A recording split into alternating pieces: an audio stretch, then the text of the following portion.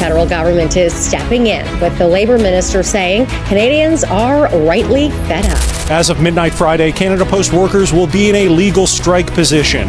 The union has not outright rejected the latest offer from the Crown Corporation. Breaking tonight, last-minute talks between Canada Post and its union have broken down without a deal, but the union has decided it won't go on a general strike. What happens when one of a country's most essential services suddenly stops working? When the system that connects families, delivers vital documents, and sustains small businesses simply shuts down? Canada is finding out the hard way. The nation's postal system, long considered a backbone of daily life, has been thrown into chaos. More than 55,000 workers, represented by the Canadian Union of Postal Workers, have escalated their strike, cutting off the delivery of flyers and neighborhood mail. At first glance, that might seem like a minor inconvenience, but the ripple effects are spreading quickly, and the consequences are hitting harder than most expected. For businesses, those missing flyers mean empty shops and dwindling revenue. Local stores that rely on weekly promotions to keep customers engaged are now scrambling for costly alternatives, often paying more for private couriers or watching sales evaporate altogether. For households, the disruptions are just as painful.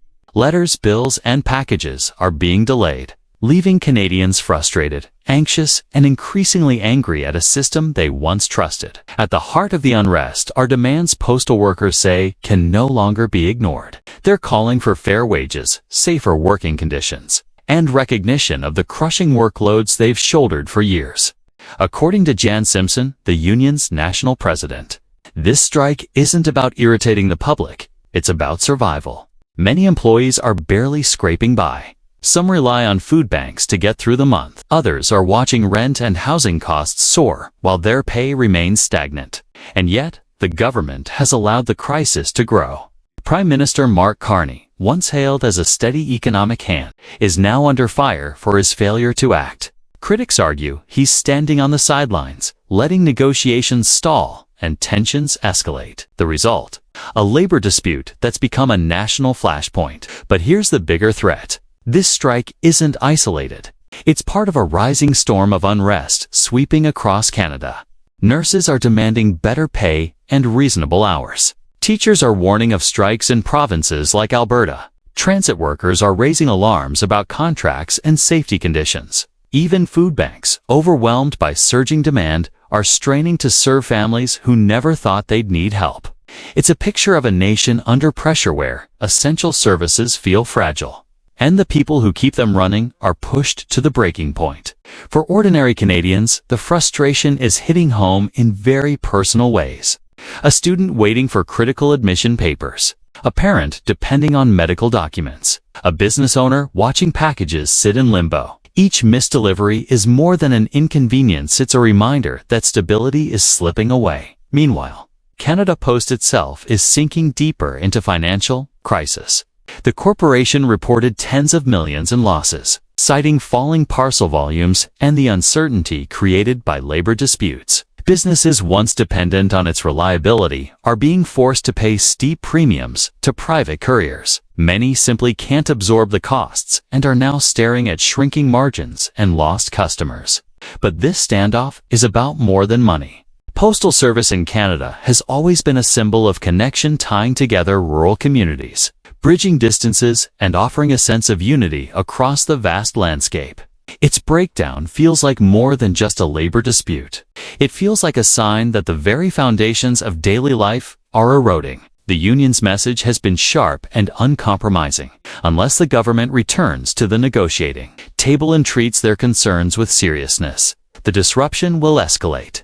Already, over time, bans have been lifted and stronger measures are looming on the horizon. The threat is clear. Without decisive action, the strike could drag on, deepen, and spread. And the question Canadians are now asking is simple, but chilling. How much longer can the country hold together before this breakdown becomes irreversible? How does a strike in one sector trigger a storm across an entire country? That's the danger Canada now faces. The postal shutdown isn't happening in a vacuum. It's exposing deeper cracks in the system and setting the stage for wider unrest.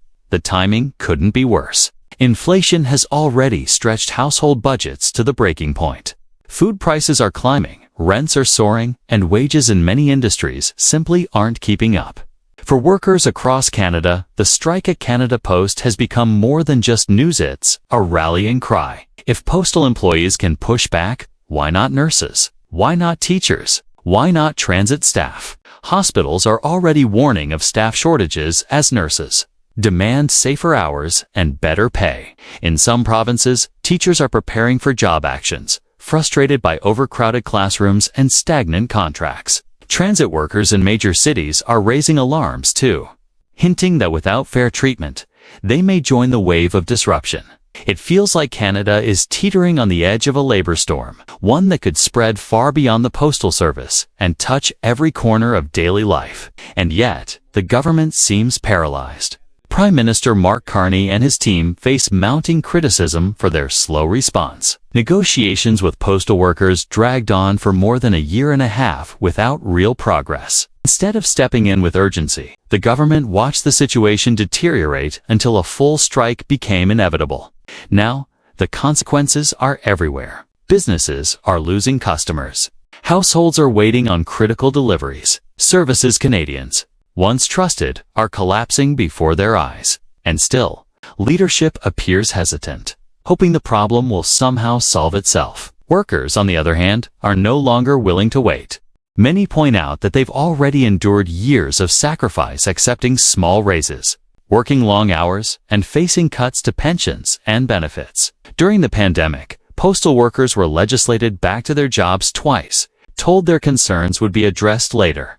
Later has arrived, they say, and nothing has changed. One postal worker described making just over $20 an hour, barely enough to cover rent in northern communities where living costs are crushing.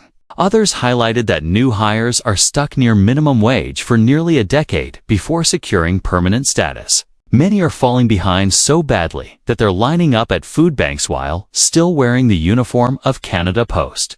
And it isn't only about paychecks. Working conditions have become another flashpoint. Postal employees are being pushed into delivering 8-hour outdoor shifts in freezing winters. After sorting responsibilities were cut, the workload has grown heavier, but the protections haven't kept pace. Workers say the physical toll is unsustainable, and their calls for relief have been ignored. The result? Anger, determination, and a growing willingness to escalate. The overtime ban is already gone. Flyers are no longer being delivered, and the union has made it clear more disruptions will follow if talks continue to stall. For Canadians watching from the sidelines, patience is wearing thin. Parents waiting on school forms, seniors waiting on medication shipments, small businesses waiting on invoices are all feeling the impact. Every missed delivery feels like another reminder that their leaders are failing to protect essential services. The economic ripple effects are piling up too. Canada Post reported a $47 million loss in just one quarter, driven by labor uncertainty and falling parcel volumes. Analysts warn that if the strike drags on, the damage could spread, slowing growth, deterring investment, and leaving small businesses unable to recover. Meanwhile, other unions are watching closely. If postal workers secure major concessions, it could embolden nurses, teachers, and transit staff to take stronger stands of their own. If they fail, it could deepen the anger and push others into strikes out of desperation. Either way, Canada faces a period of volatility it hasn't seen in decades. And yet, the government seems caught in a dangerous cycle, stepping in too late, applying pressure in the wrong ways, or doing nothing at all. Critics say Carney's team has mishandled labor disputes before. Like the Air Canada strike earlier this year, the same mistakes are repeating now. Warnings are ignored. Negotiations drag. And by the time the crisis is addressed, it's already spiraled out of control. The danger isn't just economic, it's political. Opposition leaders are seizing on the unrest, calling out the government for its failure to safeguard essential services. Every missed parcel and delayed flyer becomes a symbol of mismanagement. Public frustration is building, and patience is running out.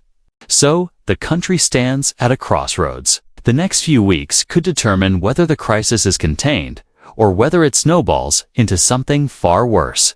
If negotiations succeed, the strike could wind down, restoring some stability. If they fail or drag on without progress, workers are ready to escalate.